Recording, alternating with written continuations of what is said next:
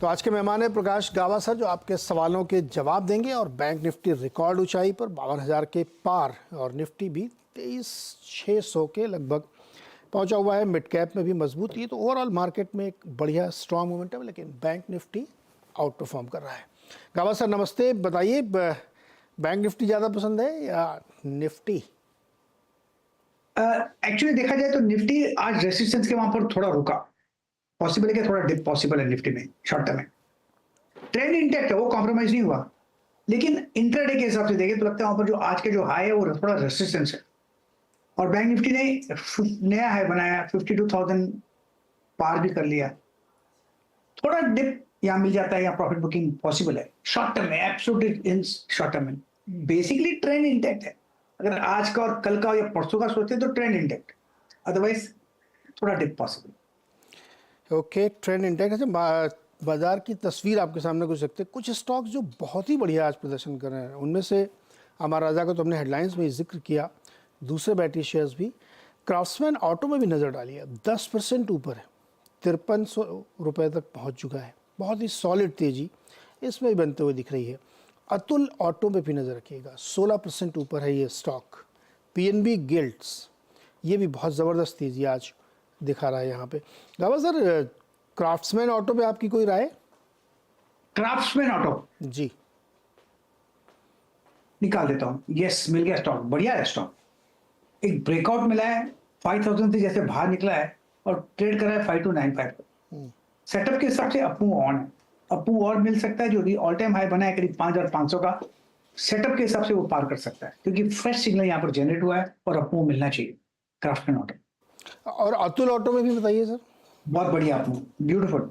आज लगता है ऑटो ऑटो क्षेत्र में है कुछ तो। अतुल ऑटो यहाँ पर जो मूव बना है बढ़िया बना है, 633 पे ट्रेड करा है, लगता है जा रहा है 700 की तरफ। मैटर ऑफ टाइम पहुंचेगा। 700 की तरफ की तैयारी है इसकी, पॉज हो सकता है। चलिए अब सवाल जवाब लेते हैं, दर्शकों के साथ जुड़ते हैं। जाकिर हुसैन अलवर से हमारे साथ जुड़ रहे हैं। जाकिर बताइए क्या सवाल है आपका? सर मेरे पास ओरिएंट सीमेंट है, 550 शेयर 200 के प्राइस से।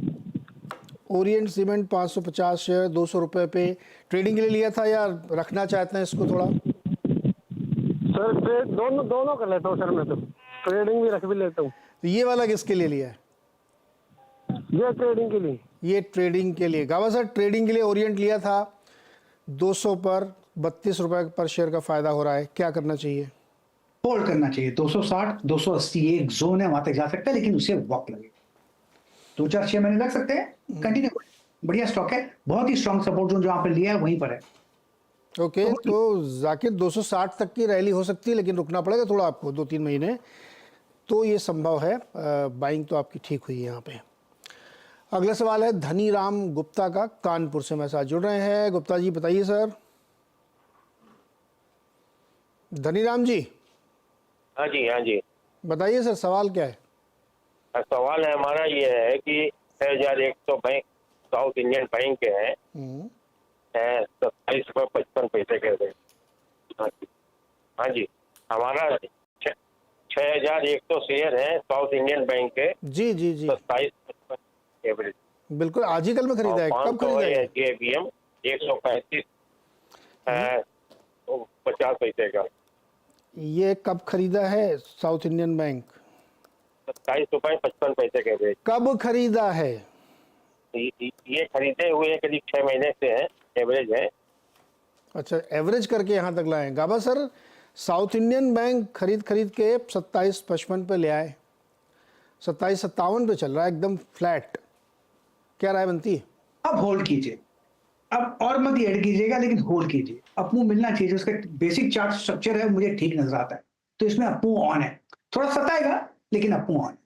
हो सकता है 32-35 तक जा सकता है, वहां पर एक अच्छा प्रॉफिट निकल सकता है। क्या लंबा होल्ड करना पड़ेगा क्या?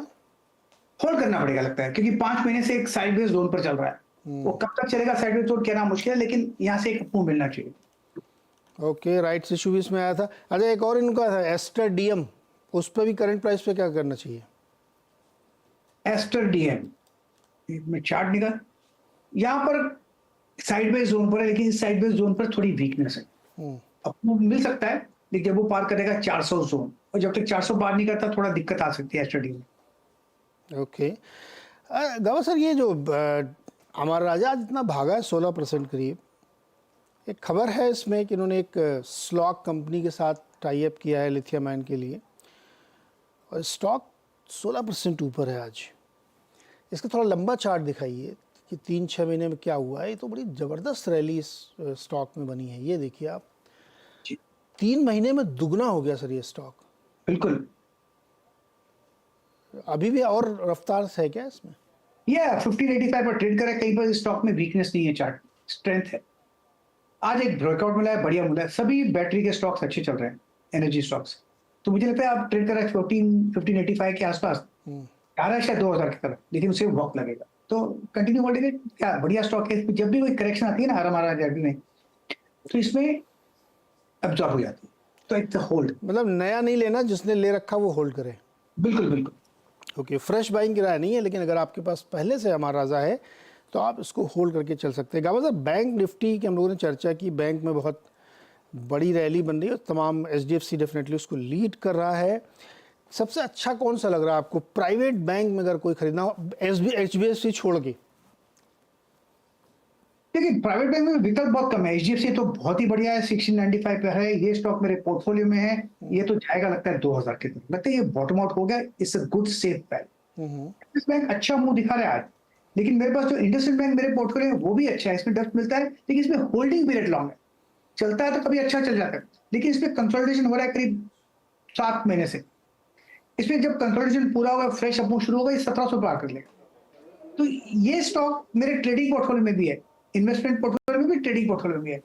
ये स्टॉक दिव्स बाय में बाय, स्ट्रक्चरली अपमूव ऑन है, पॉज मोड है, फिर एक अपमूव मिलेगा। वो अपमूव मिलेगा, वो मुनाफा दे जाएगा। ओके, इंडसइंड बैंक और HDFC बैंक दोनों में डिस्क्लोजर है कि गावा सर के पोर्टफोलियो में भी है ये। तो ये है प्राइवेट बैंक में, अगर आपको कुछ पसंद हो तो ये आप देख सकते हैं इसमें। चलिए अगले सवाल की तरफ चलते हैं। राघवेंद्र मंगलुरु से हमारे साथ जुड़ रहे हैं। राघवेंद्र जी नमस्कार। नमस्कार सर। मैंने लास्ट थर्सडे को 1005 शेयर 1796 में भारत फोर्थ में लिया था।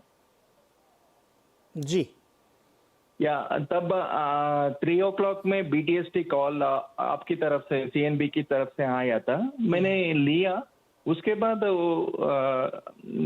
स्लो हो गया, मीन्स 2% नेक्स्ट डे कम हो गया। मुझे न्यू इन्वेस्टर, मुझे पता नहीं एग्जिट कैसे माना था, इसलिए मैंने वो होल्ड पे रखा था। अभी लगभग 2.5% 3% तक नीचे है। ओके। आप बेसिकली ट्रेड करते हैं या इन्वेस्ट करते हैं ज़्यादातर? इन्वेस्ट करता हूँ, मगर मैंने सोचा BTST कॉल लेने के बाद लगभग 3 से 5% तक अप हो जाएगा 2-3 दिन में, मगर मेरा कैलकुलेशन पलटी मार गया, अभी 3% नीचे है। ओके गावा सर, वैसे तो ये इन्वेस्टर है बाय नेचर, लेकिन कभी कभी आदमी ट्रेड भी करता है। जिन्होंने भारत फोर्ज लिया BTST के लिए, लेकिन वो इस समय नीचे इनके प्राइस से करीब 39 रुपए। क्या राघवेंद्र जी को इसमें से एक अच्छा एग्जिट प्रॉफिट के साथ मिलेगा अगले 2-4 दिन, 15 दिन, 1 महीने में? इनका इंटरेस्टिंग था, पलटी मार गया। Market will do what it wants to do, ये तो रूल है मार्केट का। हमको क्या करना है उस पर देना है। आपने लिया था BTST तौर पर, अब आपने ले लिया है तो होल्ड करो। भारत होल्ड बढ़िया स्टॉक है, 1757 पर ट्रेड कर रहा है। स्ट्रक्चर पॉजिटिव है, जब भी कोई करेक्शन आती है एब्जॉर्ब होती है और अपो मिलता है। अब लेने के बाद थोड़ा नीचे आए, कोई बात नहीं, आप होल्ड करो। जितना ज्यादा होल्ड करोगे उतना अच्छा है। मेरे हिसाब से ये 2000 की तरफ जाएगा, थोड़ा वक्त लगेगा उसके, लेकिन मुनाफा दे जाएगा। आपने लिया है BTST, अब आप पैसिव इन्वेस्टर बन जाइए, रिलक्टेंट इन्वेस्टर, लेकिन मुनाफा मिलेगा। ओके, इस बीच एक बड़ी खबर, T20 वर्ल्ड कप से ऑस्ट्रेलिया बाहर हो गया है। अफगानिस्तान ने बांग्लादेश को हराया और उसकी वजह से ऑस्ट्रेलिया इससे बाहर हो गया है।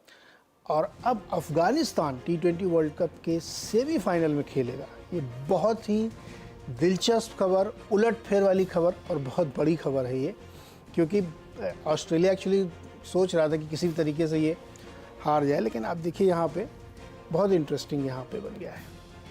सेमीफाइनल में अफगानिस्तान खेलेगा ऑस्ट्रेलिया T20 वर्ल्ड कप में, जो इस वक्त चल रहा है। भारत ऑलरेडी इसमें कल क्वालिफाई कर चुका है और उसने भी ऑस्ट्रेलिया को हराया आज अफगानिस्तान ने बांग्लादेश को हराया और जो ग्रुप 1 है उसमें भारत 3 पॉइंट्स के साथ 6 पॉइंट के साथ सबसे ऊपर है। उसके बाद नंबर 2 पे अफगानिस्तान, नंबर 3 पे ऑस्ट्रेलिया, नंबर 4 पे बांग्लादेश। तो ऑस्ट्रेलिया और बांग्लादेश दोनों बाहर, भारत और अफगानिस्तान सेमीफाइनल पहुंच गए हैं। तो ये थी इस वक्त की बड़ी दिलचस्प बड़ी खबर, हमने कहा आपके साथ शेयर करनी चाहिए। गाबा सर वापस लौटते हैं अपने दर्शकों की तरफ, सवाल जवाब का सिलसिला लेते हैं। अगला सवाल लेते हैं मुरारी का, जो बीकानेर से हमारे साथ जुड़ रहे हैं। मुरारी जी नमस्कार सर। नमस्कार जी, नमस्कार। बताइए सर।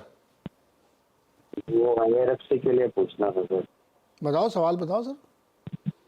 IRFC है मेरे पास, 7,160 शेयर है, 148 के हिसाब से। 7,160 शेयर 148.75 पे। तो क्या करना है इसमें? तो प्रॉफिट हो रहा है आपको, निकलना चाहते हैं क्या? नहीं, रखना चाहता हूँ, लेकिन इधर उधर सुन के ऐसा महसूस होता है कि निकल जाऊँ यार उसमें। ओके गाबा सर, बहुत इंटरेस्टिंग सवाल है इनका। प्रॉफिट में है, लेकिन सुन के या इधर उधर की बातों से मार्केट देख के ऐसा लगता है कि निकल जाऊं क्या? मन जिनका कह रहा है वो ठीक है। मुझे चार्ट स्ट्रक्चर तो बढ़िया लगता है। ये करीब 5 महीने का कंसोलिडेशन हुआ और कंसोलिडेशन भी होना जरूरी था, साइन ऑफ स्ट्रेंथ। उसके बाद अब 200 पे जा रहा है। अब 200 एक साइकोलॉजिकल रेस्टोरेंट वहां से आया नीचे, लेकिन इस चार्ट में कहीं पर भी मुझे वीकनेस नजर नहीं आती। तो मेरे ख्याल से it's a hold. It's a hold. Murari ji hold करिए इसको। और कोई सवाल आपका? नहीं, बस इतना ही था। इसको होल्ड कितना तक होल्ड रख सकता हूँ? मतलब साल भर, 2 साल, मैक्सिमम पॉइंट पता लग जाए तो।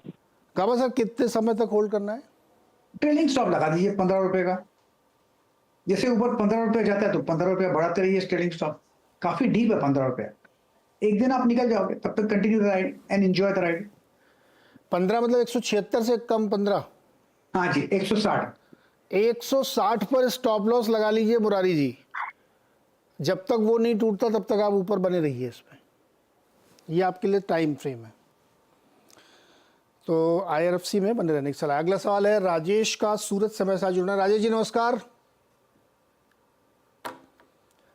राजेश, मेरी आवाज आ रही है आपको? हाँ जी नमस्कार। नमस्कार, सवाल बताओ सर। मेरे पास 30 शेयर है ब्रांड के, 338 रुपीज पे। 300? 2020 में दिए थे मैंने। अच्छा हाँ यार, आप तो एकदम अभी क्या छप्पड़ फाड़ करें? मुनाफा कमा रहे हो। बताओ, 338 का लिया माल 5300 का हो गया। हाँ जी। क्या करोगे इतना पैसा कमा के? करेंगे कुछ भी, अरे कुछ भी मतलब अमीरी क्या? में खर्च करेंगे, हाँ, कहाँ घूमेंगे फिरेंगे। अरे गुड। ओके गावा सर, देखिए 338 का लिया हुआ शेयर 5381 रुपए, क्या सॉलिड। 2020 में, अच्छा ये कोरोना के समय लिया है क्या, जब मार्केट एकदम से गिरा था उसी समय? हाँ जी, हाँ जी। हिम्मत करके ले लिया आपने। हाँ ओके गावा सर, बताइए क्या करें ये? It's a hold, simple. इतना अच्छा मुनाफा मिला है, क्या होगा इनका? कुछ हो ही नहीं सकता है। आप होल्ड करो। हम इनको बेचेंगे ना, बेचो तो भी नहीं बेचेंगे। इतना बढ़ेगा और जाएगा और जाएगा। लेकिन अच्छा स्टॉक है, स्ट्रक्चरली पॉजिटिव है ट्रेंड। तो मेरे ख्याल से कंटिन्यू होल्ड। जब पैसे की जरूरत हो तब बेचना, तब तक होल्ड कीजिए। ओके राजेश भाई, जब पैसे की ज़रूरत नहीं है तब तक बेचने की ज़रूरत भी नहीं है। अगर घूमने फिरने कहीं जाना है तो बेच लीजिएगा थोड़ा सा, जितना आपको मन करे। लेकिन अदरवाइज़ तो बहुत ही स्ट्रॉन्ग मोमेंटम में भाई, बहुत अच्छा कमाया आपने और बहुत बहुत बधाई आपको, बढ़िया पिक थी आपकी है। अगला सवाल लेते हैं, हमारे साथ जुड़े हैं विकास कुमार मौर्य दिल्ली से। विकास जी नमस्कार, पूछिए। विकास जी, अपनी टीवी का वॉल्यूम म्यूट कर दीजिए।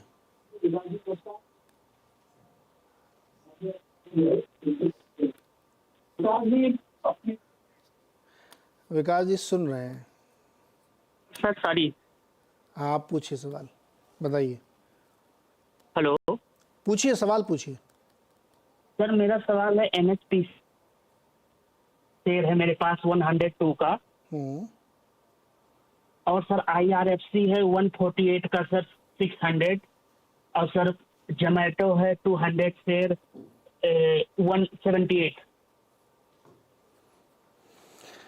ओके गावा सर, पहले एनएचपीसी बता दीजिए, 102 पे लिया इन्होंने।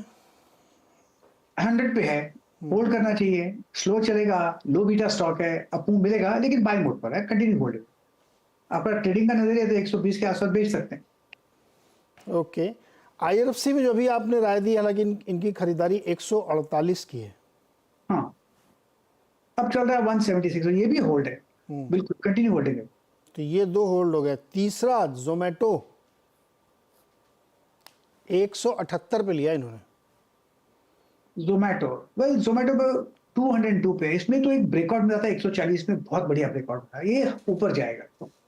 अब मेरे ख्याल से ये होल्ड स्टॉक, कहां तक ऊपर जाएगा कहना मुश्किल है, लेकिन कंटिन्यू होल्डिंग है। यहाँ पर भी अगर स्टॉप लगाना है तो 190 का स्टॉप लगाइए, कंटिन्यू होल्डिंग है, 200 पार किया है।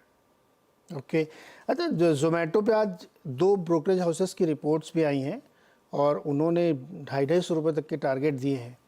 स्विगी के एनुअल रिपोर्ट में कंपैरिजन भी किया है कई ब्रोकरेज हाउसेस ने, और इनका जो ब्लिंकिट है ना, बहुत तो 25-30 मिनट की डिलीवरी वाला, उसमें बहुत बढ़िया मोमेंटम है। कई लोग तो इसका कंपैरिजन ये करें कि आने वाले कुछ सालों में ब्लिंकिट जोमेटो से बड़ा हो जाएगा, कोई नहीं कंपनी। तो होल्ड करना चाहिए आपको, क्योंकि बहुत सारे ब्रोकरेज बुलिश हैं इसमें और 250 तक के टारगेट, और आपने चूँकि लिया बहुत अच्छे लेवल पे 178 पे ये प्रॉफिट में आप बैठे हुए हैं, तो आपको नहीं बेचना चाहिए, मेरे ख्याल में इसको होल्ड करना चाहिए। अगला सवाल लेते हैं राजेंद्र जी का, महाराष्ट्र से। राजेंद्र जी, महाराष्ट्र में कहाँ से? हेलो। हाँ आपकी आवाज़ सर थोड़ा गड़बड़ा रही है, आप थोड़ा खुले इलाके में आइए जहाँ नेटवर्क हो। हाँ बोलिए बोलिए। हाँ CSC आपका क्वेश्चन क्या है, इसमें क्या करना चाहते हैं? नहीं सर, आपकी आवाज़ नहीं आ रही, आपका नेटवर्क बहुत दिक्कत में। चलिए सवाल लेते हैं। गाँव सर, CSC 92 पे खरीदा इन्होंने, क्या करना चाहिए इनको? होल्ड करना चाहिए, 152 में चल रहा है, फैंटास्टिक, कंटिन्यू होल्ड है, नथिंग टू वरी। सीएससी बढ़िया लगता है स्टॉक में, और हायर जोन देखेंगे। काफ़ी भाग चुका है सर ये। बिल्कुल बिल्कुल बिल्कुल, लेकिन दिखेंगे हायर जोन, बिल्कुल। गाँव सर, क्राफ्ट्समैन ऑटो 11% हो गया है, फैंटास्टिक। और हैप्पीएस्ट माइंड में क्या करेंगे? कुछ लोग ये क्या बॉटम फिशिंग करना चाहिए इसमें, 8% नीचे है आज। हैप्पीएस्ट माइंड का देख लेता हूं मैं चार्ट। हैप्पीएस्ट माइंड मेरे ख्याल से 750-800 के आसपास मिलता है तो लेना चाहिए यहाँ पर। 750-800 आज इसमें इस वन ऑफ द प्रोमोटर सूटा जी ने इसमें काफ़ी अपना बेचा और उसके साथ कुछ और लोन बेच दिया। 1100 करोड़ रुपए की डील्स हो चुकी हैं इसमें, और इस स्टॉक पे ज़बरदस्त प्रेशर है, ऊपर से काफ़ी नीचे आ चुका है यहाँ पे। ये यहाँ पे ध्यान रखना चाहिए, क्योंकि काफ़ी कमज़ोरी इसमें आई है, तो इसकी वजह से इसमें एक दबाव बना हुआ है यहाँ पे।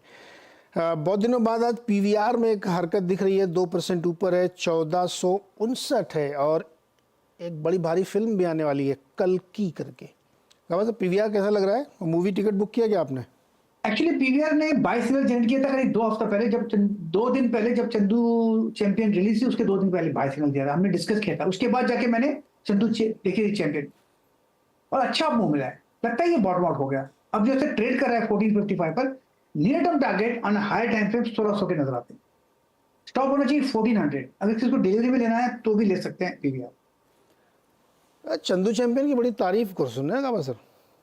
मुझे तो बहुत पसंद आई, इनफैक्ट मैंने पेटकर साहब को मैसेज भी भेजा, बहुत अच्छा लगा, बहुत इंस्पायरिंग था।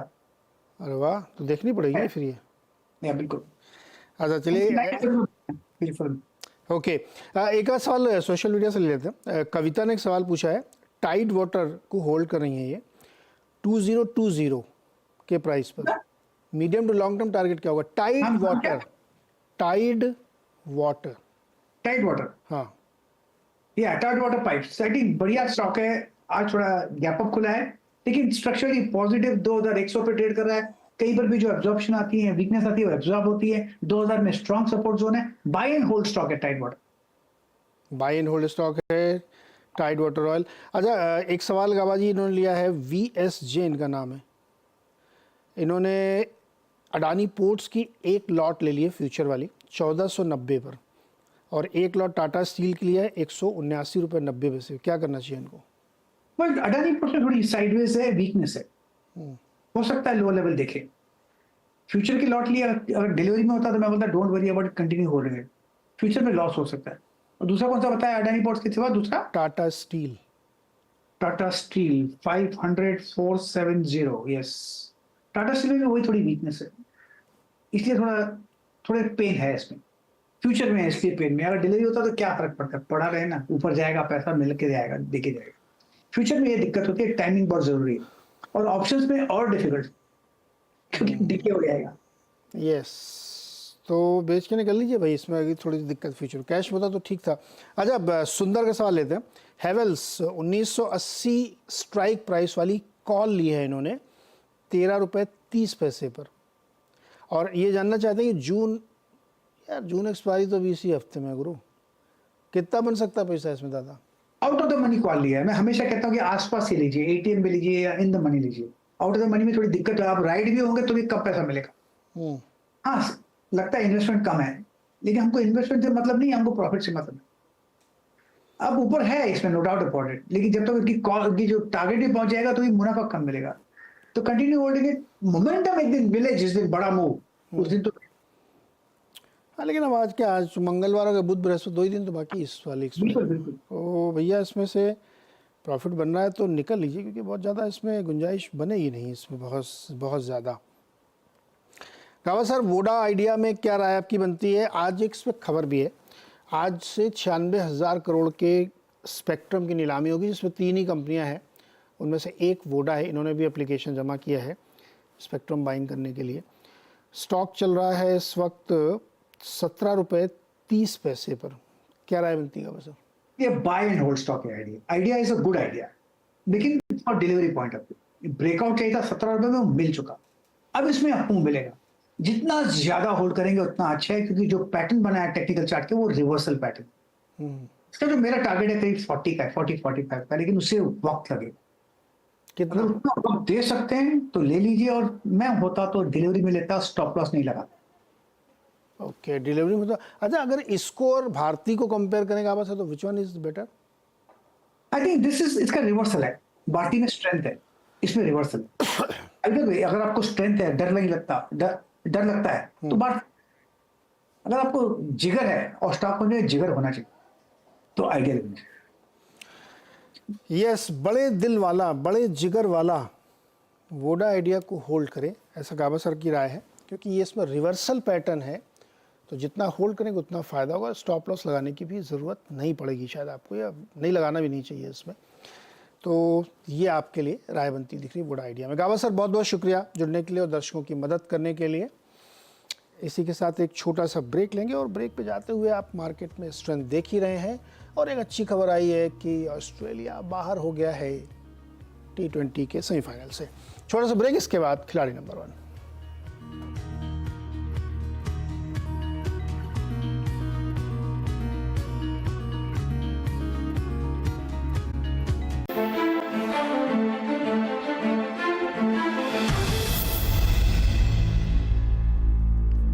बात अब कच्चे तेल की कर लेते हैं, क्योंकि यहाँ पर बढ़त जारी है और 2 महीने की गिरावट के बाद जून में हमने करीबन 6% की तेजी यहाँ पर आते हुए देखी है, और 86 के ऊपर अब यहाँ पर ब्रेंट में कारोबार ऑलमोस्ट नजिंग 82। जहाँ तक WTI क्रूड का भी यहाँ पर सवाल है, थोड़े से बेहतर ट्रेड्स यहाँ पर होते हुए कैसे देखते हैं आप दिनेश जी कच्चे तेल को? यहाँ पर अपने लोज से अच्छे खासे गेन्स हमने यहाँ पर बनाए हैं, करंट स्तरों पर कंसोलिडेशन है, या फिर आप कहेंगे मोमेंटम अभी भी स्ट्रॉन्ग?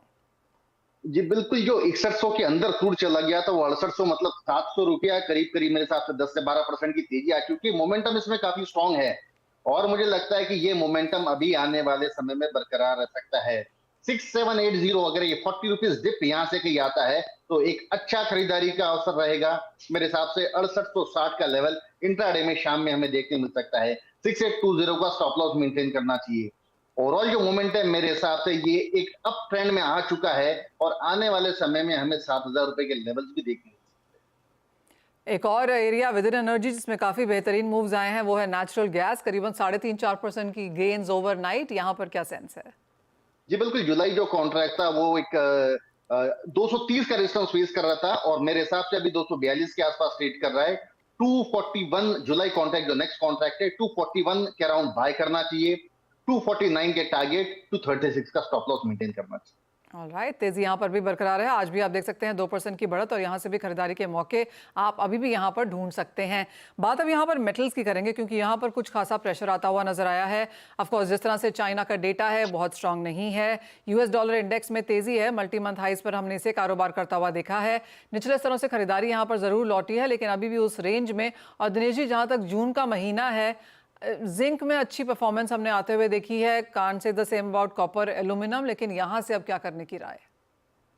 एक्टिविटी काफी डल सी हो गई है, मतलब एक रेंज बाउंड सा चलते लगा है। कॉपर अगर आप देखो तो 843-44 नीचे आता है और 855-56 के आसपास अपसाइड लगता है। जिंक में थोड़ा सा मोमेंटम जरूर है लेकिन ओवरऑल एक्टिविटी मुझे एक डल सी लगती है, रेंज बाउंड लगती है। अगर मैं ट्रेडिंग के लिहाज से कहूँ तो आई थिंक 845, 846 जो जुलाई कॉन्ट्रैक्ट है कॉपर का, वो एक खरीदारी का अवसर है। ऊपर में 853, 856 ये एग्जिट का लेवल है। रेंज बाउंड एक्टिविटी है 845 टू 855। जिंक की अगर मैं बात करूं तो आई थिंक ये उल्टा स्प्रेड था, 255, 256 ये कहीं पर भी एक बाइंग जोन लगता है मुझे, एक डिमांड जोन लगता है, और 260 एक सप्लाई जोन है। तो निचले स्तर पर मेरे हिसाब से जिंक में खरीदारी करके चलना चाहिए। ओके, ये बात तो यहाँ पर मेटल्स की, जहाँ पर आज तेजी की उम्मीद बाजार में फिर से बनती हुई नजर आई है। डॉलर इंडेक्स में अपने हाई से हल्की सी यहाँ पर गिरावट है और जैसे मैंने कहा बाजार अब यहाँ पर यूएस इन्फ्लेशन डेटा का इंतजार कर रहा है और जिस तरह से ग्लोबल इक्विटीज में कुछ सपोर्ट है उसका भी फायदा है। बात अब यहाँ पर सोने चांदी की कर लेते हैं क्योंकि यहाँ पर भी अब हम एक रेंज में आता हुआ देख रहे हैं। दिनेश जी, एक बैंक ऑफ अमेरिका की रिपोर्ट है जहाँ पे वो कह रहे हैं कि सोने के भाव अगले 12-18 महीने में $3,000 प्रति आउंस तक जा सकते हैं। आपने वो रिपोर्ट पढ़ी है और आपको क्या सेंस है यहाँ से? जी बिल्कुल, जो एक करेक्टिव फेज था मार्केट में अभी वही चल रहा है गोल्ड की हद तक के।